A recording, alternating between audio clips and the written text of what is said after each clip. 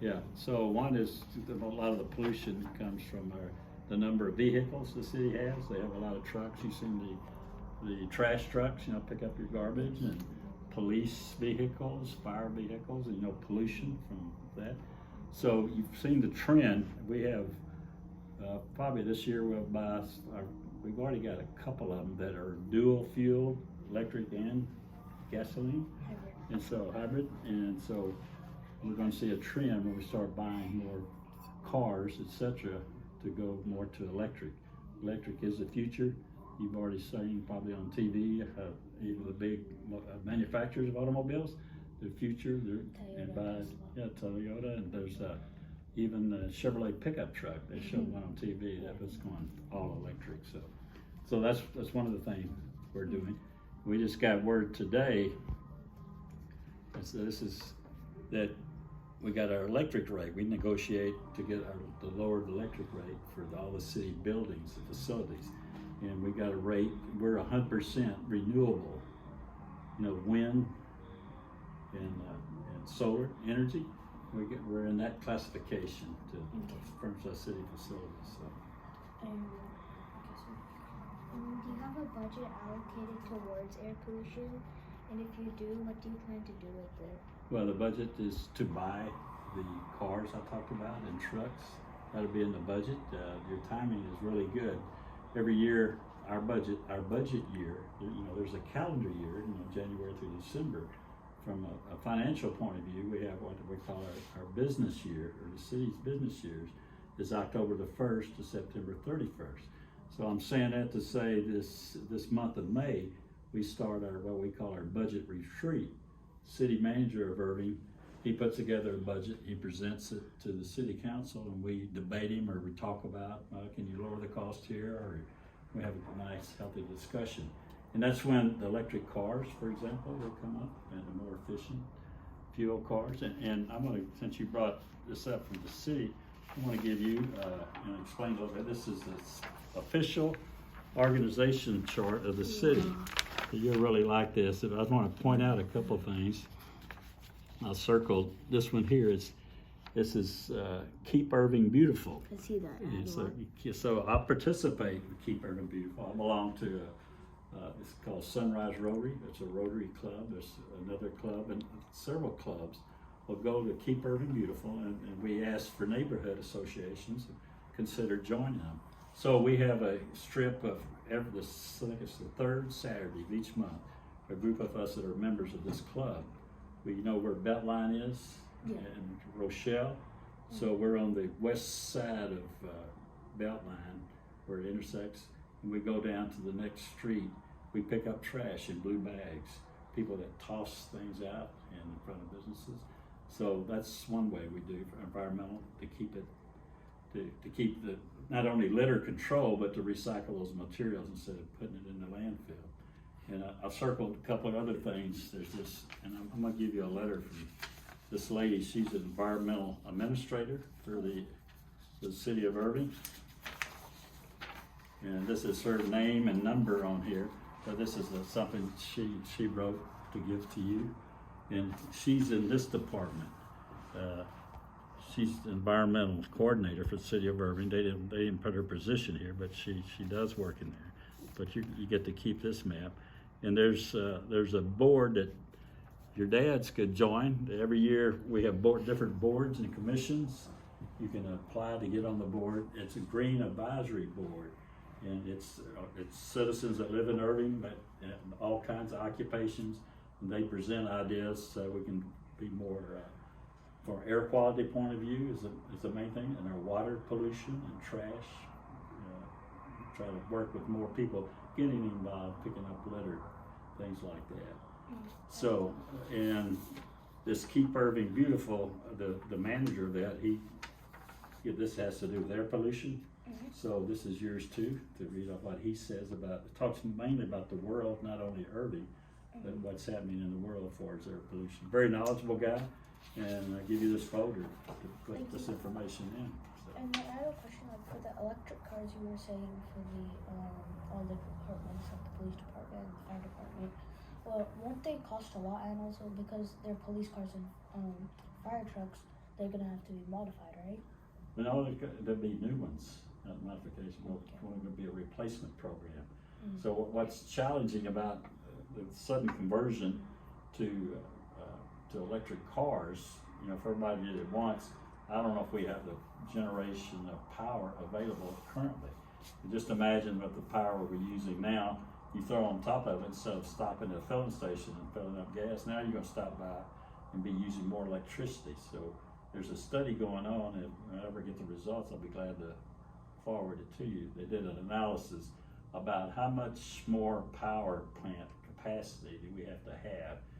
Theoretically, if everything for as automobiles and trucks, you know, went converted to electricity, you know, feed the batteries to make it go. So And then, like, that's gonna be, usually we, like, on foggy days and on cold days, you see the buildings, high-rise buildings, you see them like having smoke coming out of the generators or whatever. Like usually, and it's not ever been a topic that before this year I've actually thought about, but like how much has percentage has gone up and down over the years? yes, this, like this lady, she talks about that. Especially this last, was it 21, where we had the hard freeze, you know, and electricity, you know, I mean, where I lived, I was out of electricity for a little over a day. I have a son that lives in Capel. I went over and stayed with my wife, and I stayed with him till we got electricity back. It was all electricity. It was really the gas companies. We just had a presentation from Texas Utilities. They told us it was not so much the generation capacity during that time, that the gas company was unable to deliver because 80% of the electricity that's generated comes from natural gas. So they had a gas shortage. They had problems at the gas plants because they couldn't get all the gas to the electric plant, you know, that generates the electricity, and that was the real problem. So they're working on this now to prevent this from happening again in the future. That's what we were told just today. And yes, you are like making sure air pollution is getting stopped, and you're creating guidelines to make sure that businesses don't pollute a lot and places. Yes, we are. And we're doing that. And we're encouraging more people to, and people will do it that are environmentally sensitive, because it's the right thing to do, going to electricity when it becomes more. It's affordability kind of issue now for a family when they replace their car, to immediately go to electricity. A lot of it has to do, like I'm going to Houston tomorrow. I have a grandson who's going to graduate from Rice University. We're going down to see my grandson, but from what I know about electric cars now, I've talked to several of them. I told them about my trip to Houston, and on a full charge, I know I can't go there and back without recharging the batteries. And he was telling me, well, the batteries are getting more efficient. That's why they're working on it to make them more efficient, so you can go more miles before you have to recharge. And what you're going to see, this is my prediction for the future, instead of filling stations where you get more gas, they're going to call them charging stations. And so you're going to see that in the future. Be in your future. I won't be here to see that, but you got a great future going So ahead. like in California, basically, Yeah. they started using more. Are they trying to use more cars? Yeah. Because of the increasing gas prices and everything. The gas prices is another hurdle to go. So just from a financial point of view, though, you may not know this, when you go to fill up gas, there's about 30 cents of that is taxes, and part of the tax goes to the state of Texas, and that's helped them fund highway funds to build more highways. So now that's the fuel tax, you know, for the gasoline car. Now they're trying to figure out now that how we're going to get taxes to have to fund the highways. There's no more gas. So one of the things they're talking about doing is putting the technology the way it is to now, to be able to charge you by the mile for electricity. That's one way they're doing it. I'm gonna wait and see how the math of that works out. And so you'd have to report your car. They could tell from the last time you charged to the next time you need to charge it, how many, to charge the battery back full, how much electricity you used, and base it on a mileage calculation, ever what the cost of electricity is at that time. So it's going to be an interesting conversion, because it was very important before even electric cars were going, how Texas, or probably other states too, but how we funded our streets or highways. A lot of the fund, we sell bonds, that's one thing, you gotta pay off the bonds, but you gotta be able to pay for it, and through fuel taxes is part of that. Most of the money, when you fill up the car, goes to the company, Shell, if you're buying Shell gas, whatever the brand of gas you're using, but a part of that money that you're paying for gas goes to the state. And part of it goes to the federal government also. So, I hope that answers your question. And how has society contributed to the uprising and stopping of air pollution? How's the society done that? Well, society is an education process. Like in school, my school question, are they teaching you this in school?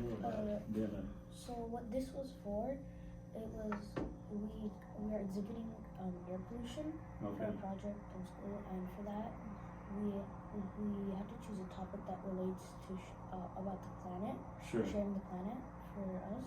So we chose air pollution. Yeah. And I thought that was actually a pretty good topic, because there's a lot we can take action on. And there's also other things that we can also improve. Now, the other way society can improve in general is, gets back to the power companies, to get away from, there's a lot of, I don't know the percentage, I think there's about 50%, surprisingly, of generation companies still on coal. So coal, the smoke, and that's, I don't know if you ever had an opportunity to go to China about 10 years ago. We were flying into Beijing, and it was bad. I mean, the pollution, air pollution, you could visually see it. And so we got to convert to cleaner fuels. The natural gas is a clean fuel. Gas is much better than coal. Yeah, natural gas is much better. Well, what's even better, I mean, is nuclear. Nuclear is the best in terms of that part of it. Another is wind generation, as far as creating electricity, and also solar. Solar is, you can put solar, I think going through the calculations, solar on my house, haven't done it yet, and some of my neighbors have. The government will give you, U.S. government will give you an incentive to do that. They'll pay you so much money if you agree to put the solar panels on your home, and to have a lot of your home be powered by solar. I don't know if y'all have considered that, but that's going to be, there's several. And another unique one, I think it's in France. They could do this in the States also. They call it tidal power, where you've been to the seashore, and the waves come in, and the waves come out. There's the tidal tube which moves up and down. Yeah. So there's several ways we can improve and to get cleaner electricity, so to speak, the generation of electricity.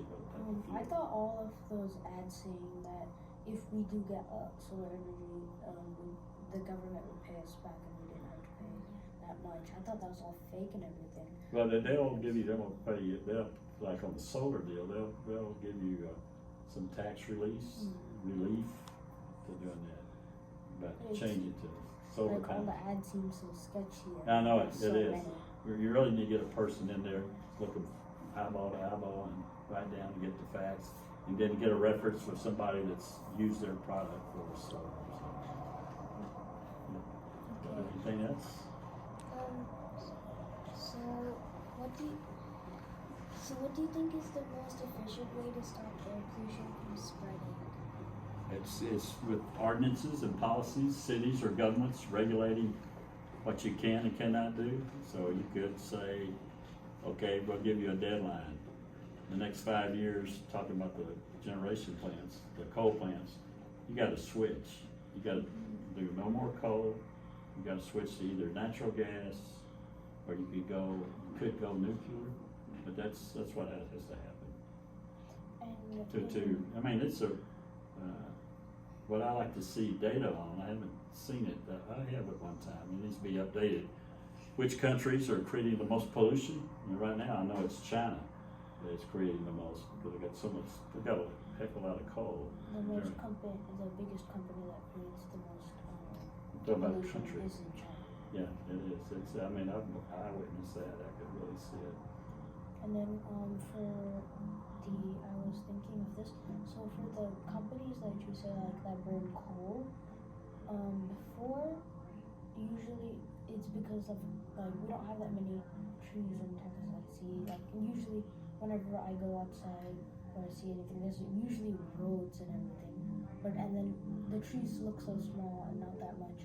But whenever I see pictures of other countries, there's lots of things. I know there's forests in Texas and Yes. around the nation, but I don't think that's enough because there's all. You think there'd be more forests? Yeah, because in Sweden, my dad told me this. In Sweden, they have this policy that says every tree that you cut down, you have to plant 3 more, and that means they're going to triple their tree population, and that means they'll also have they'll have more trees to do logging operations and Right. still get more trees back. That's true. So I mean, if that's Texas does a, that, right, that'd be because it better. grows back, you get another source. So Yeah, I'm more gonna Texas. share this, I'm glad you brought up the trees subject. I don't know if you do, I'm gonna brag on Irving now.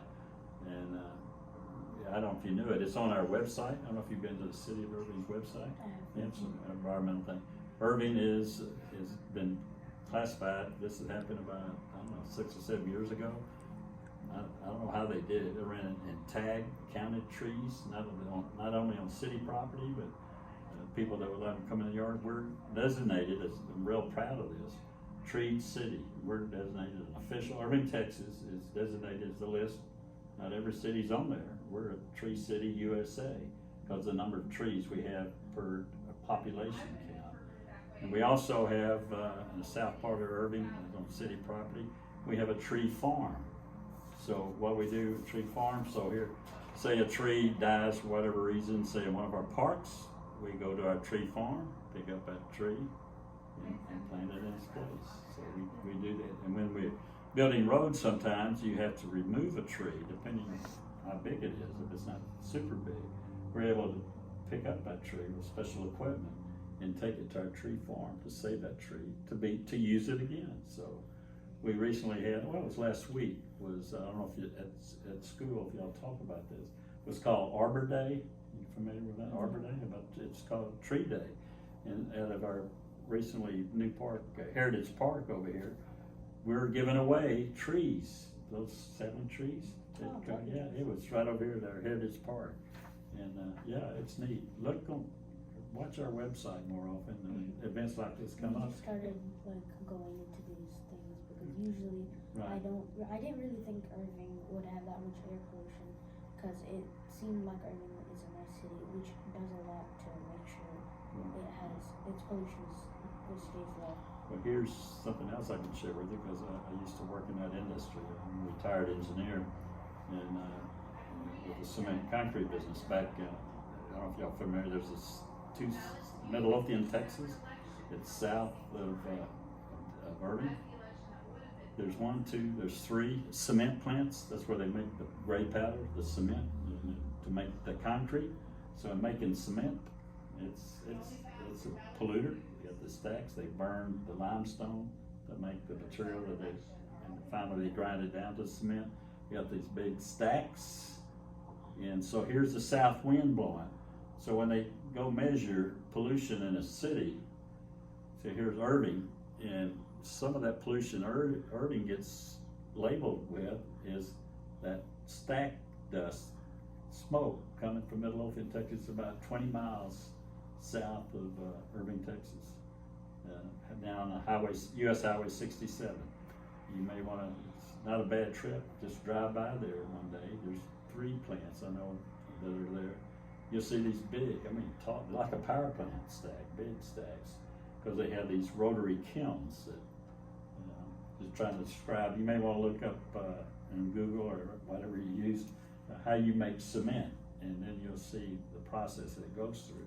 So they're doing better to put what they call the term dust collectors, to collect some of the dust before, as the smoke goes up, try to collect some of the particles before it goes up the stack. But they're doing a better job. But when you hear measurements of pollution in, say, Irving, a lot of it is not pollution that's generated here.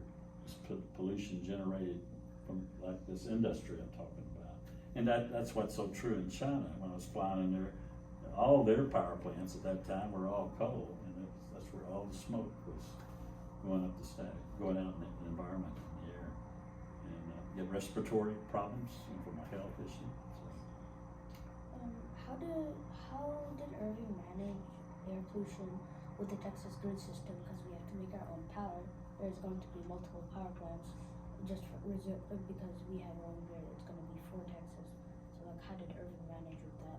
Well, we just be careful how we manage is go with the best power plant that makes the less pollution. I just mentioned to you when we made our choice to who we buy our power from.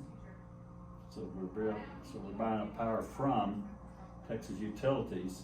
They gave us a price because we agreed to buy power that's generated from wind and solar.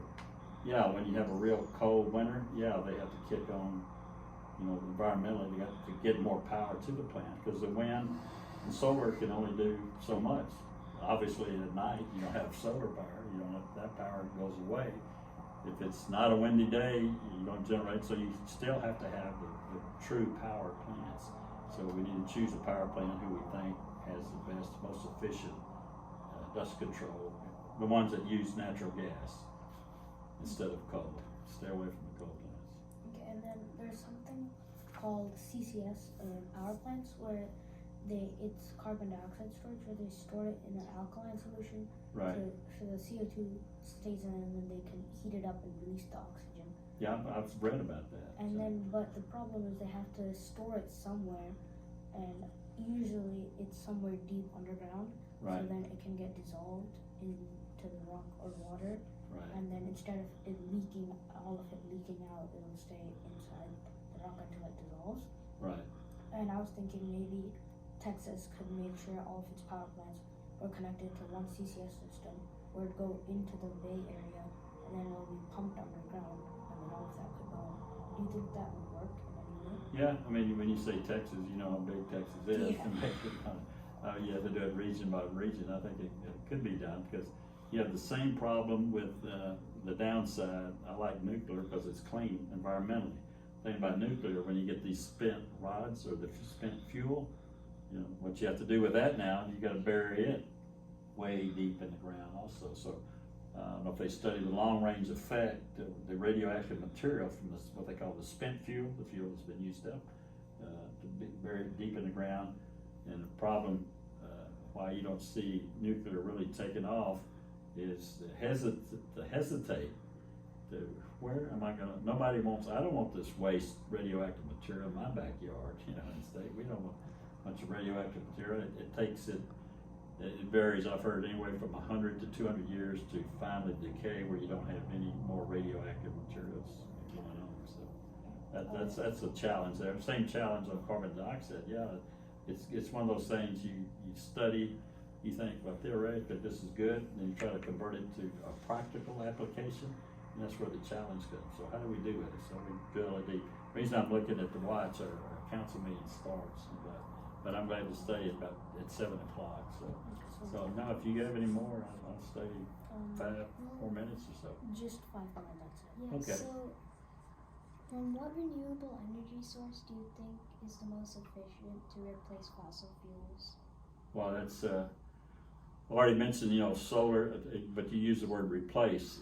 Solar came 100% because you got nighttime. There's no solar unless solar. If they get, I think the biggest way would get more and more efficient batteries. So even though the solar your home, you could have solar. You're also a bunch of batteries. So when it's nighttime, then your batteries they got charged from the daytime could be used at night. So you could do that. That's one I could think of just quickly about for as the most efficient one. I still think long-term nuclear is a way, and so everybody's scared of what happened in Russia. I don't know if you're familiar with that years ago, Chernobyl. Yeah, that's the only people want to stay away from that. But there's a lot of, depending on where you live, like I'm a big believer, I don't know if we tried it in Texas yet, it's the tidal power. The waves are always going in and out to turn the generator. So I think coastlines could have their scheme of things to do that, the tidal. And the wind, there's certain areas of the country that's windier than others. They could study going to that. You've probably seen driving around, especially in North Texas, Graham, Texas, like northwest of Irving. My son has some property there, and there's this huge wind farm. I don't know how many big, the big prop turning, just turning and turning and turning. So I think I had a mini version of a windmill. Oh, did you? Once I thought it wouldn't work, but when the wind was really, really fast, it works. But usually with a slight breeze, even goes fast. So when I don't even feel anything, Right. it turns normally, and it's really Right. cool. That is cool. If like a big one did that, and we only felt nothing, it would Right. turn a little, which is pretty cool. It is cool. And what about hydroelectric? Yeah, hydroelectric, yeah, and there's From the the dams in Nevada, the Hoover Dam, to generate electricity. That's another good thought. We've got a couple of dams in Texas, not many, but that's a good idea. Dams is good. Long as you don't get a drought, the water goes down, and that happens from time to time. But no, I'm glad you mentioned dams. That's another good source. So how do you think the U.S. can better prevent from air pollution from going, spreading between cities? Because if Oklahoma still has some more, or Arkansas or Louisiana, they have some more, all of that will go back into the borders of Texas area, and we'll still have air pollution there. Yeah, that's what I was talking about. You remember earlier about the cement plants Yeah. blowing here. Irving as a city, if you get isolated, you can't obviously, and so you're always going to have that challenge from state to state or city to city, and you got to go working with your legislature to get some laws changed about changing some things, or hey, you got to improve the amount of pollution you're putting in my city, so you need to give us some money or give us for health reasons. More people are getting sick, for example, because of bad pollution in your city. You come to find out the pollution it came from another source, like the cement plants south of Irving. So. And you could possibly sue them for that. Yeah, you could. I mean, the politics, it really gets crazy as you know what's going on today from politics about suing another city. It's tougher to do. Okay. Where do y'all go to school at? We go to Uplift. Uplift. Atlanta. Oh, So yeah. the problem was we made. Is it there on Shady Grove?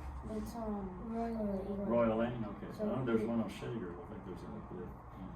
The problem was we were supposed to, in exhibition, we were supposed to tell our teachers when we did our work and what we did, because Right. it's online and everything.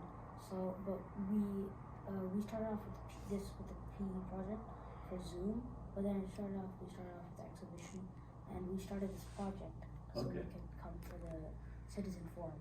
Very good. Oh, nice. But the problem was we had to tell our teachers, so we can't mention the school name unless Okay. we get asked. Right. I won't. So I'm just curious for you. I have two sons. I came to Irving in a long time ago, '68. My son, my youngest son was 3, my oldest son was 6. We came to Irving.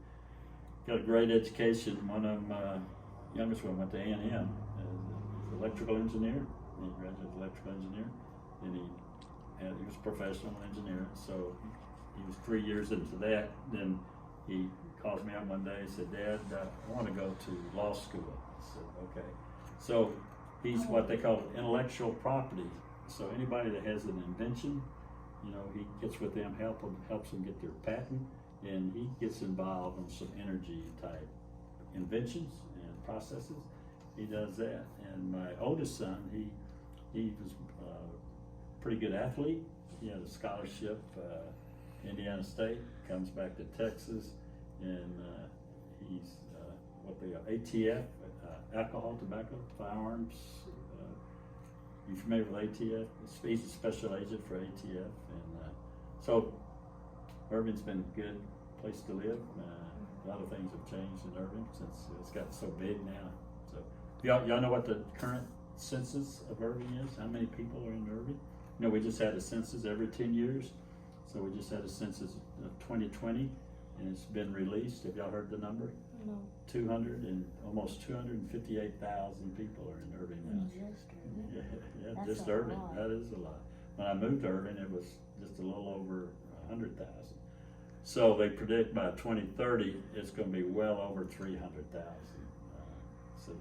So what changed Irving is the DFW airport. At the DFW airport, people can fly, you can fly anywhere in the world within 4 hours. So Third biggest airport. yeah, it is. Say, I enjoyed it very much. Did I answer most of your questions? We just have No, that's enough. We need to go to that meeting. that is thank you. Well, thank you very much. Thank you for Take, having us. you bet.